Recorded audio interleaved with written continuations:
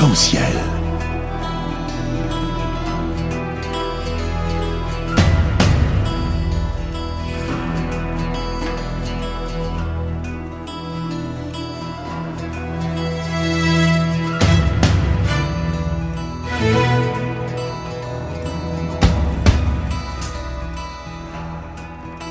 Arc-en-ciel, votre émission marocaine, chaque dimanche pour tout savoir sur le Maroc.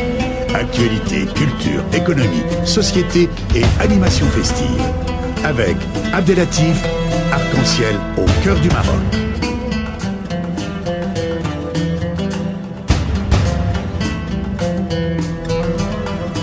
Bonjour à toutes et bonjour à tous et bienvenue dans l'émission Arc-en-ciel sur Radio Pluriel.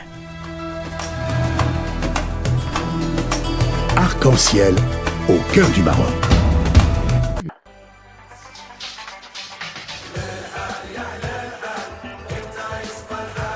Mesdames et messieurs, heureux sur l'antenne et nous sommes heureux dans cette participation très active de Mourad Benchellali et surtout ses réponses qui sont directes et surtout par rapport à son expérience qui est une expérience très riche et qui ne demande que du soutien parce que c'est avec des acteurs de terrain, avec des acteurs qui ont vécu cette expérience, on peut trouver des solutions sur le terrain. Mourad Benchellali est toujours avec nous au studio et nous sommes heureux d'avoir en ligne un ami qui m'est cher, à titre personnel, mais aussi qui est cher aussi à l'émission Arc-en-ciel, Michael Kirtley. Bonjour. Heureux d'être avec toi. Bonjour Michael et bienvenue dans l'émission Arc-en-ciel sur Radio Pluriel. Comme ça a été annoncé, nous sommes en direct avec Mourad Benchellali. Il faut préciser que Michael Kirtley, c'est un reporter international, cinéaste, photographe, auteur, conseil international en communication, un grand journaliste et aussi fondateur d'ONG. Michael, avant de passer à notre débat sur la communication par l'image, as-tu deux questions à Mourad? Oui, bonjour Mourad. Ça fait plaisir de vous rencontrer. Et oui, j'ai deux questions. Premièrement, vous avez dit tout à l'heure que vous n'avez pas gardé une grande hargne contre les États d'Amérique ou les Américains, malgré le fait que vous avez été torturé. Est-ce que, d'après ce que vous avez vu de vos compères qui étaient emprisonnés avec vous, c'était un peu l'attitude générale ou est-ce que vous pouvez dire que vous êtes une exception à cet égard? Oui, bonjour. Bonjour. Alors, d'abord, je vais expliquer pourquoi, après tout, parce qu'on peut s'étonner aussi en se disant, mais attends, on ne peut pas comprendre, Mourad est passé plusieurs mois là-bas, était torturé, puis aujourd'hui il nous dit qu'il n'a pas de colère. Alors j'ai vu par exemple des gardiens américains qui m'expliquaient qu'ils s'étaient engagés dans l'armée parce qu'ils avaient vu les 2 tours du 11 septembre s'écrouler et que sous le coup de la colère, ils voulaient défendre leur patrie, puis qu'ils avaient été envoyés à Guantanamo, qu'ils n'avaient pas forcément choisi.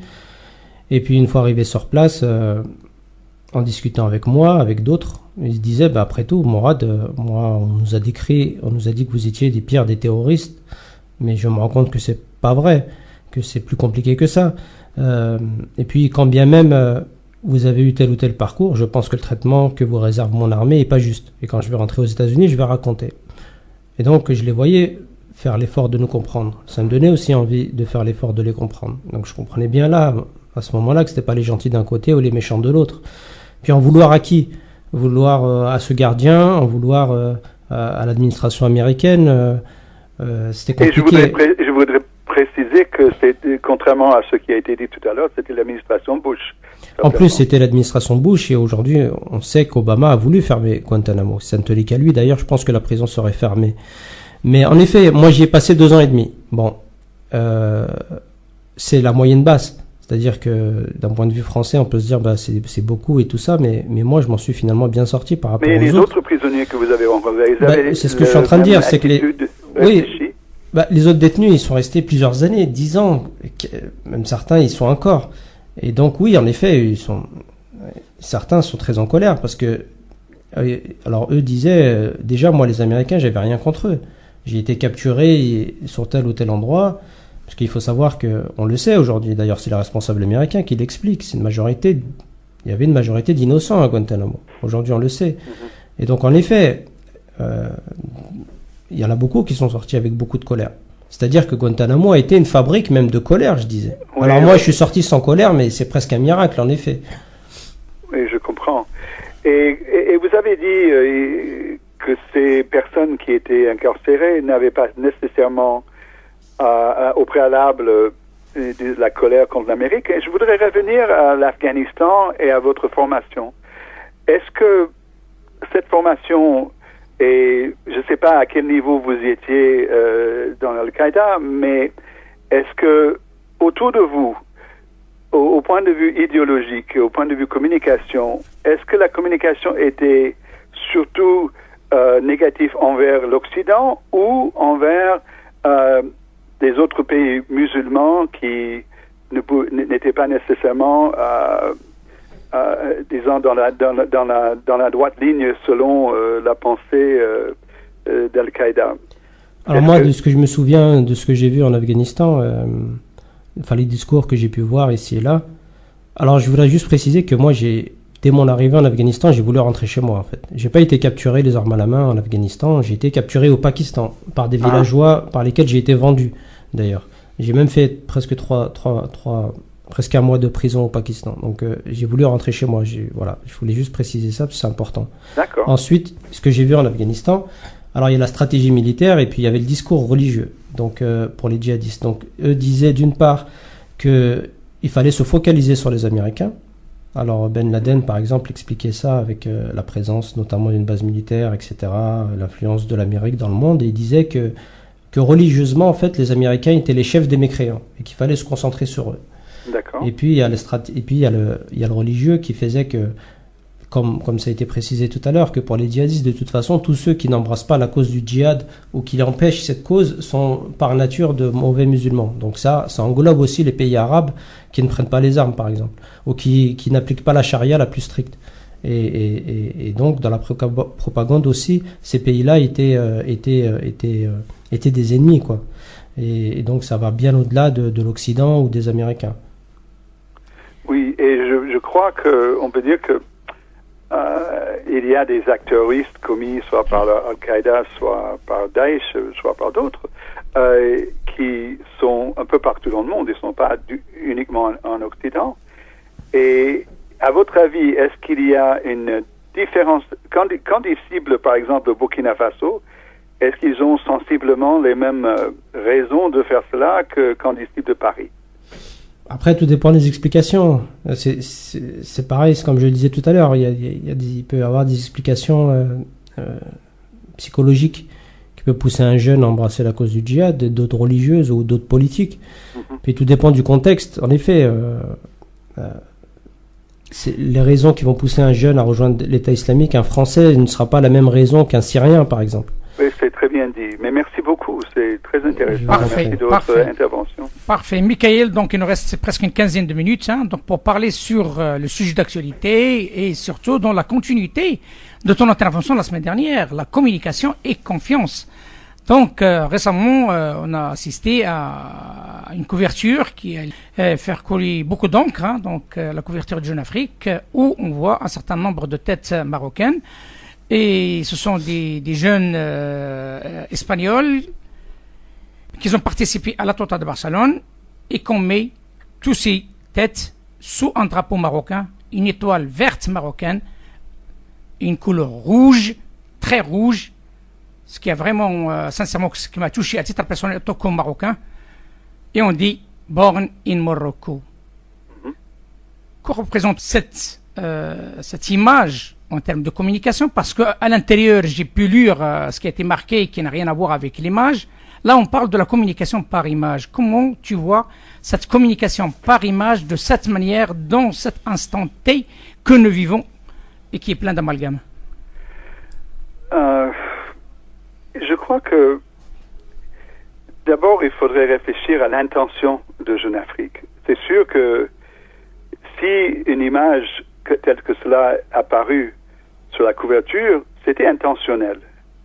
Ils auraient pu, par exemple, écrire à l'intérieur de l'article que certains de ces jeunes étaient nés au Maroc sans trop s'attarder, ou bien même en s'y attardant, mais ça aurait eu un effet très différent que mettre une image aussi frappant et pour beaucoup aussi choquant qu'il y a sur la couverture de Jeune Afrique la semaine dernière. Donc, mais quand on dit qu'une couverture de journal est intentionnelle, ça ne veut pas dire que c'est né des mauvaises intentions.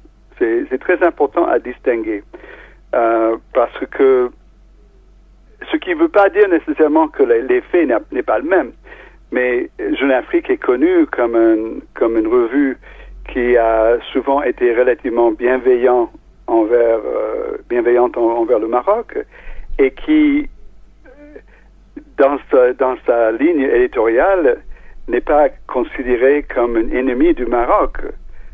Donc, l'acte de créer cette couverture, à mon avis, était un acte profondément provocatrice,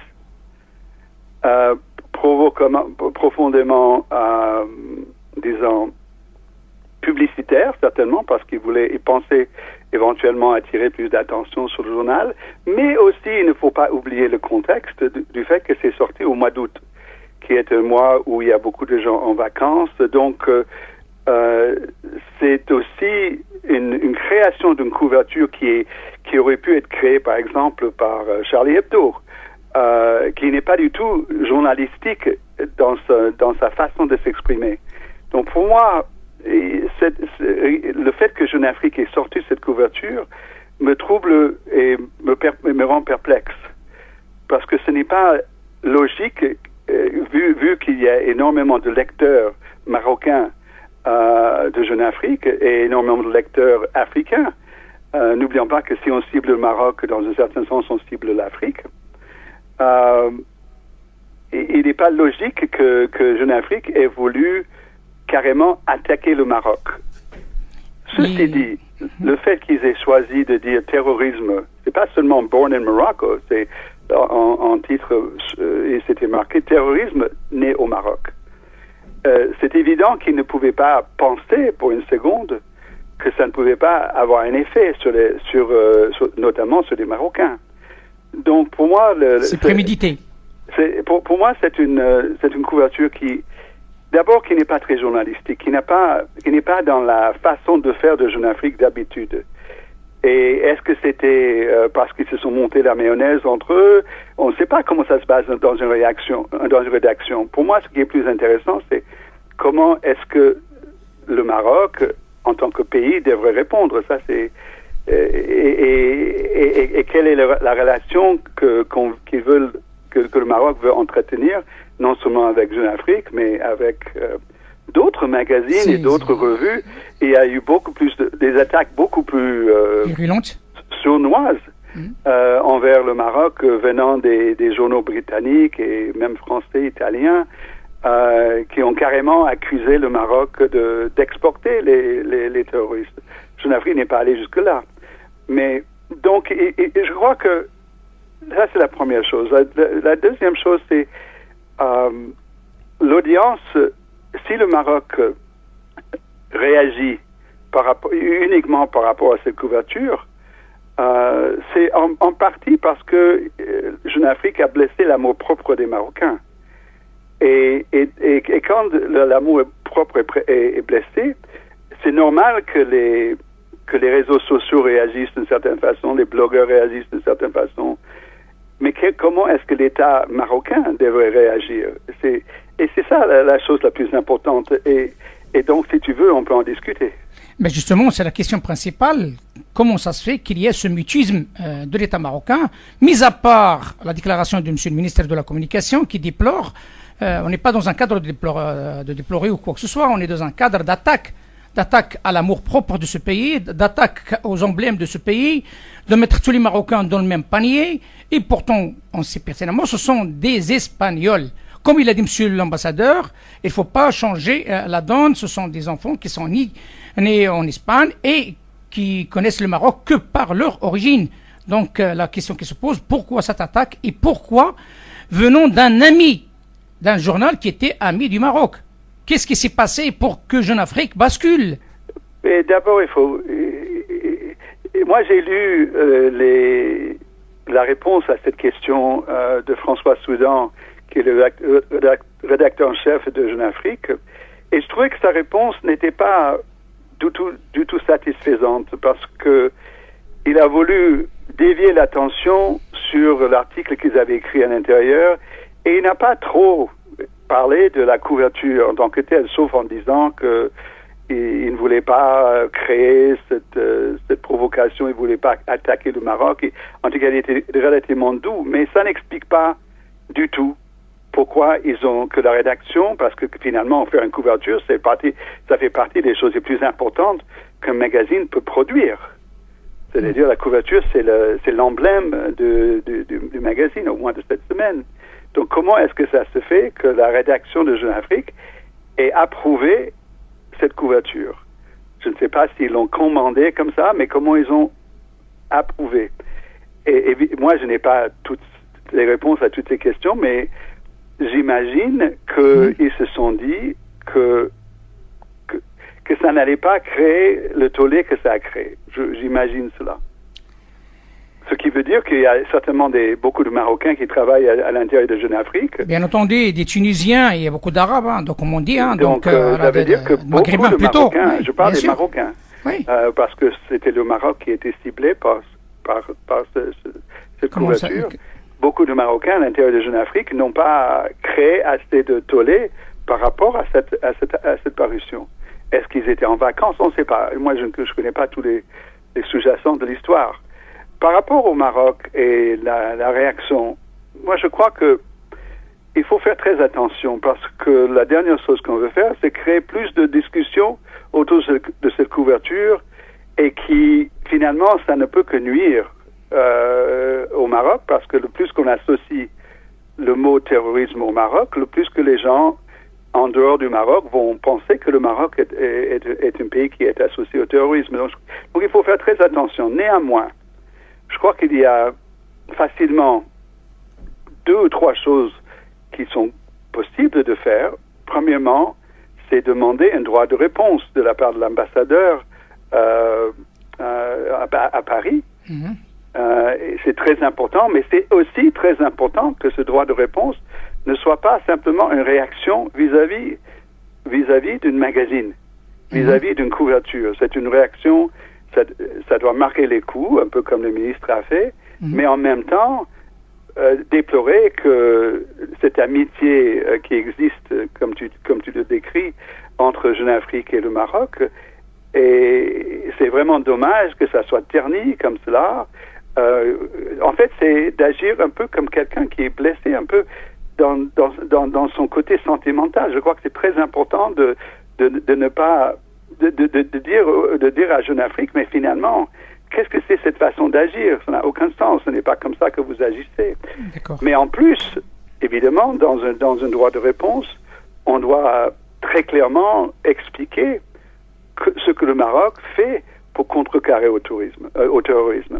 Et je crois que ça, c'est une première étape. Une deuxième étape, c'est je crois que ce n'est pas, pour moi, la couverture de Jeune Afrique est un phénomène relativement isolé.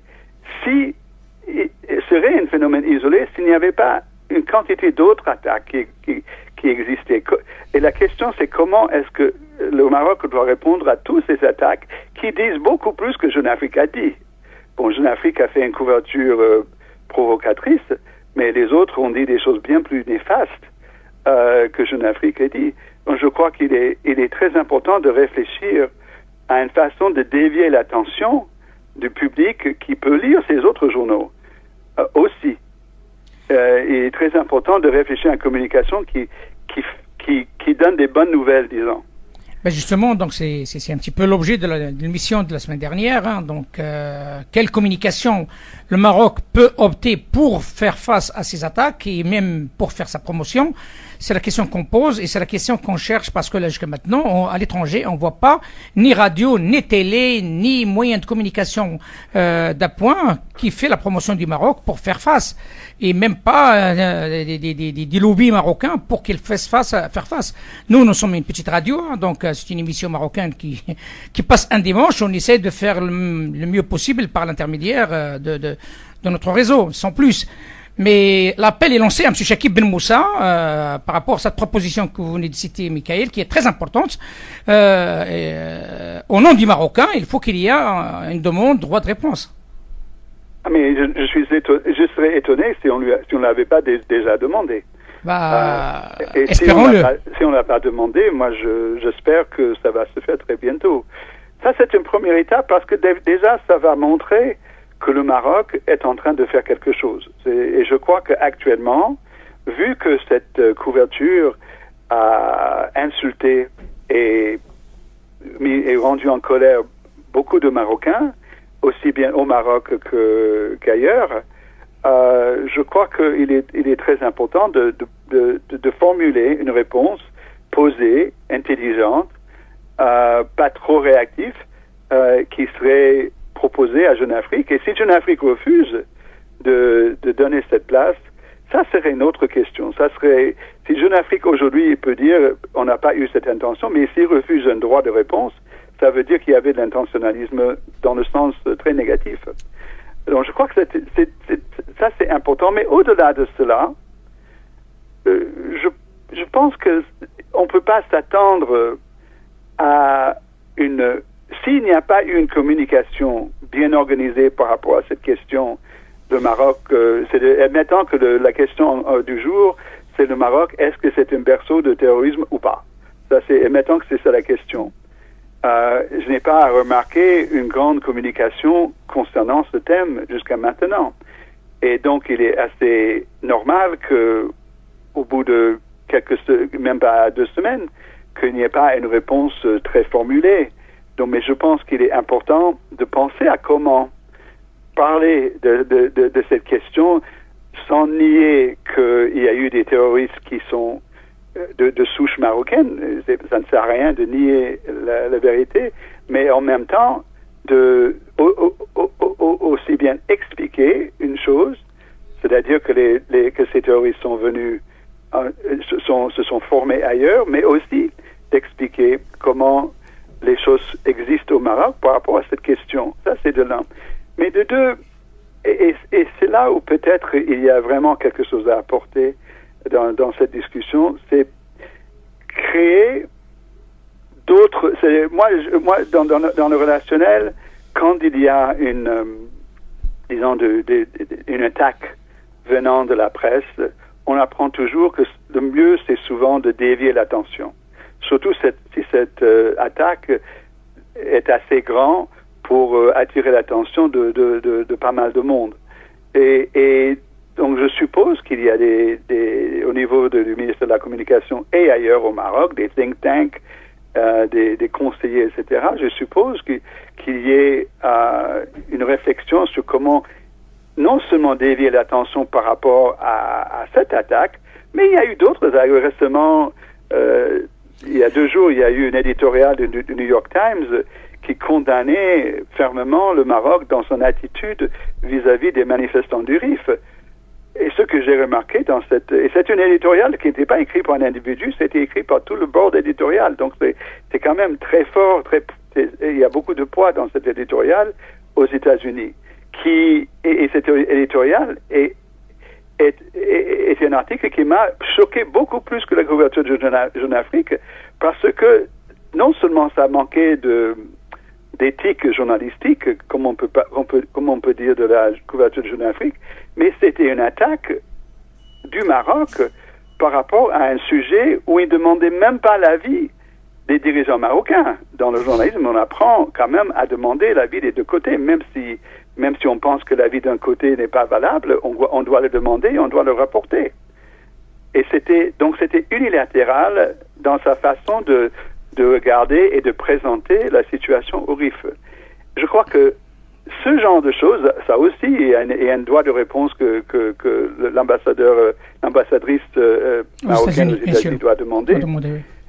Mais au-delà de cela, je crois que c'est l'image du Maroc qui devrait être battue, comme on en a parlé la semaine dernière, mais avec, pas simplement au coup par coup, parce que c'est souvent comme ça malheureusement, mais avec une stratégie non seulement sur 1 mois ou 6 mois ou une année, mais sur plusieurs années. comment, parce que je suppose qu'aujourd'hui, dans un monde où il y a des réseaux sociaux qui vont dans tous les sens, où il y a des journaux qui ont envie de faire du mal au Maroc, quand il y a aussi des pays ou des institutions politiques qui existent en dehors du Maroc qui veulent faire du mal au Maroc, et quand en même temps ça touche à la possibilité du Maroc de soit d'attirer des touristes, soit d'évoluer sa propre politique, là il faut une stratégie à beaucoup plus long terme, et c'est ça qui peut-être est une discussion à avoir en tout cas au Maroc même. Moi, je suis pas là pour donner des leçons, mais je suis là pour observer. Appel est lancé, Michael. Il n'y a pas une stratégie de communication à long terme, peut-être. Et appel est lancé à Monsieur l'ambassadeur, Chakib Ben Moussa, pour un droit de réponse au nom des Marocains, parce que nous sommes blessés nous-mêmes, en tant que Marocains, mis à part l'État, mis à part tout ce qu'on peut dire, mais en tant que Marocains, nous sommes blessés. Il est temps de demander un droit de réponse et de répondre à la hauteur de cette provocation, qui est une provocation à mon sens, hein, et je pense au sens de l'ensemble des Marocains, de dernier prix. Michael, je te dis à très bientôt, parce que le temps presse. Merci de m'avoir invité. Merci à toi. Et on est toujours avec Mourad. C'est un dernier mot pour lui dire par rapport à son combat, par rapport à ce qu'il est en train d'entreprendre pour combattre ce fléau. Mais je pense que, d'abord, félicitations, Mourad, pour vous être installé en France d'une façon stable, et pour votre générosité envers les jeunes que vous essayez d'éduquer. Je crois qu'il n'est pas facile de revenir d'une situation si difficile que vous avez connue aux États-Unis, rentrer à Guantanamo, et de garder le cap stable. Et j'espère que non seulement vous allez pouvoir donner un petit exemple aux jeunes, mais aussi aux autres qui veulent laisser tomber ce genre de pensée, et qui veulent essayer d'influencer la société pour qu'il y ait une société plus juste, et surtout une société qui engendre pas l'envie de devenir extrémiste. Merci, Michael. Au revoir. Au revoir. Au revoir. Arc-en-ciel.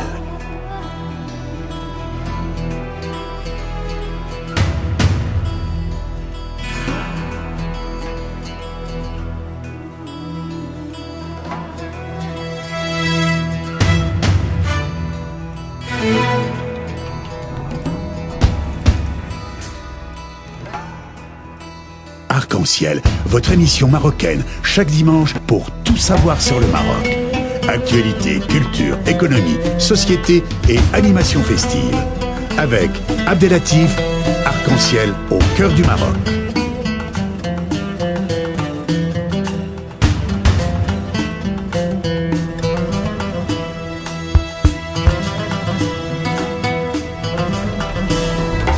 Arc-en-ciel, la chronique.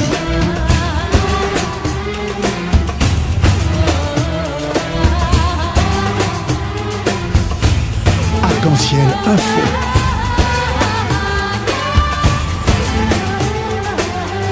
Arc-en-ciel animation festive.